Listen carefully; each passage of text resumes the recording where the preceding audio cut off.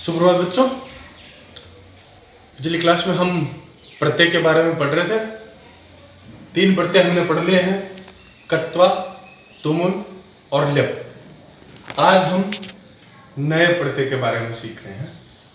इस प्रत्यय का नाम है अनियर प्रत्यय। अनियर प्रत्यय, इस प्रत्यय का हिंदी में भी प्रयोग होता है, तो थोड़ा ध्यान रखिएगा।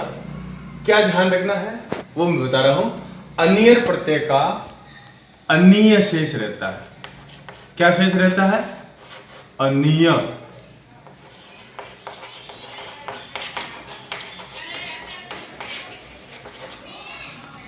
अनीय शेष रहता है। दूसरी बात क्या ध्यान रखनी है, योग्य या चाहिए अर्थ में इसका प्रयोग होता है। हिंदी में इसका अर्थ क्या होगा? योग्य या चाहिए, दोनों अर्थ में इसका प्रयोग होता है।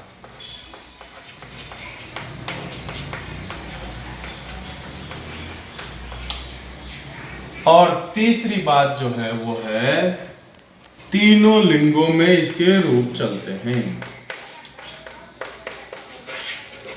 तीनों लिंगों में इसके रूप चलते हैं। कैसे तीनों लिंगों में होते हैं, अभी मैं आपको 1-2 एग्जाम्पल करके बता रहा हूं। जैसे पठ धातु के साथ हमने ये प्रत्यय लगाया, अनियर प्रत्यय, तो अब पुल्लिंग में इसका क्या शब्द बनेगा? पुल्लिंग में क्या बनेगा? पठनीय। स्त्रीलिंग में पठनीया और नपुंसकलिंग में पठनीयम। इस प्रकार से तीनों लिंगों में अलग अलग शब्द बनते हैं। अब जितने भी हम प्रत्यय पढ़ेंगे उन सबके तीनों लिंगों में अलग अलग बनेंगे। जो पहले हमने 3 प्रत्यय पढ़े उनमें एक ही रूप बनता था, चाहे पुल्लिंग हो, चाहे स्त्रीलिंग हो, चाहे नपुंसकलिंग हो। लेकिन अब जो पढ़ेंगे उनमें हमें 3 प्रकार के शब्द मिलेंगे। एक ही प्रत्यय के 3 रूप मिलेंगे।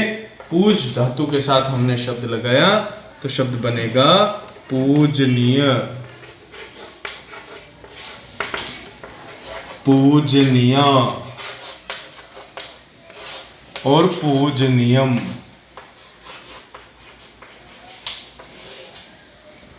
अब इनका प्रयोग कैसे करते हैं?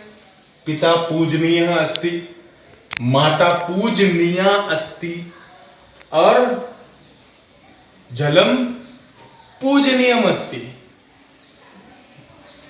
तो इस प्रकार से पुल्लिंग के साथ पुल्लिंग का प्रयोग करेंगे, स्त्रीलिंग के साथ स्त्रीलिंग का प्रयोग करेंगे, नपुंसकलिंग के साथ नपुंसकलिंग का प्रयोग करेंगे। जैसे लिख धातु का अनियर प्रत्यय लगाएंगे, लेखनीय, अर्थात क्या मतलब हो गया? लिखने योग्य या लिखना चाहिए। लेखनीया और लेख नियम, ये है। इसके और एग्जाम्पल हम देखेंगे। जब जब हम चैप्टर पढ़ते जाएंगे तब तब इसके जहां पर भी एग्जाम्पल आएंगे तो हम आपसे यही पूछेंगे कौन सा प्रत्यय है इस शब्द में, तो आपको तुरंत पहचान करना है। सबके पीछे देखो अनीय शेष बचा हुआ है। अनिया, अनियम, अनीय, अनीय। तो बात सही है, ठीक है। आगे चलते हैं। इसी के जैसा सेम दूसरा शब्द है, दूसरा प्रत्यय है, उसके बारे में हम पढ़ेंगे। जैसा हमने अनियर प्रत्यय पढ़ा वैसा का वैसा ही तव्यत प्रत्यय। थोड़ा सा अंतर है। क्या अंतर है? इसका तव्य शेष रहता है। क्या शेष रहता है? तव्य शेष रहता है।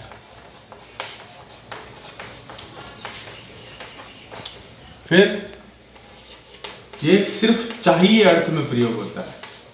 हिंदी में जब इसका प्रयोग करेंगे, अर्थ करेंगे, तो चाहिए अर्थ में इसका प्रयोग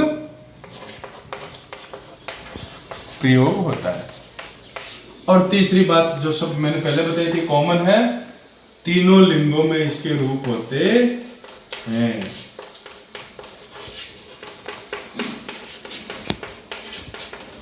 रूप होते हैं। कैसे? वही एग्जाम्पल देखते हैं।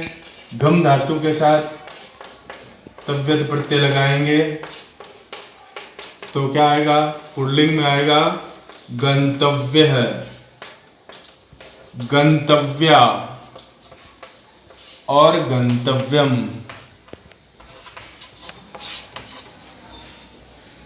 है ना? दृष्ट धातु के साथ लगाएंगे तव्यत प्रत्यय तो दृष्टव्य,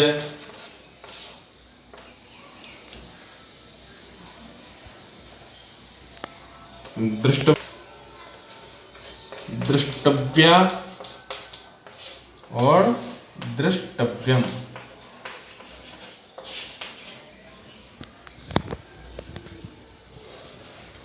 देखिए कैसे प्रयोग होगा। जब हम पुल्लिंग सब्जेक्ट से लेंगे तो उसके साथ पुल्लिंग का रूप आएगा, स्त्रीलिंग का लेंगे तो उसके साथ स्त्रीलिंग आएगा, नपुंसकलिंग लेंगे तो उसके साथ नपुंसकलिंग का शब्द आएगा। जैसे विद्यालय द्रष्टव्य, चलचित्रम द्रष्टव्यम, गीता पठितव्या। गीता स्त्रीलिंग है तो पठितव्या। तो पुल्लिंग, स्त्रीलिंग और नपुंसकलिंग में तीनों में अलग अलग रूप होते हैं। किसी भी शब्द के साथ आज आप ये लगा सकते हैं। जैसे क्री धातु, क्री धातु के साथ तव्यत प्रत्यय लगाएंगे कर्तव्य, कर्तव्या, कर्तव्यम।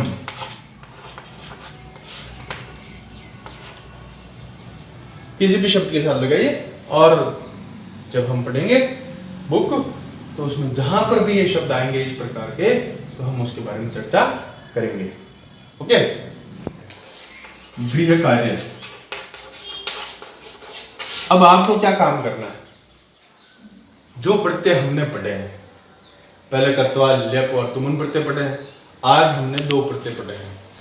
आपको आज जो दो प्रत्यय पढ़े हैं अनियर और तव्यत प्रत्यय, उनके एग्जाम्पल जो 3 चैप्टर हमने पढ़े हैं उनमें से खोज करके लिखना है और उसमें पहचान करनी है धातु कौन सी है और यह प्रत्यय लगाने से कौन सा रूप बना, पुल्लिंग का रूप बना, स्त्रीलिंग का बना या नपुंसकलिंग का बना है। आप अपनी क्लास वर्क की कॉपी में यह होमवर्क जरूर लिखेंगे। Okay, thank you.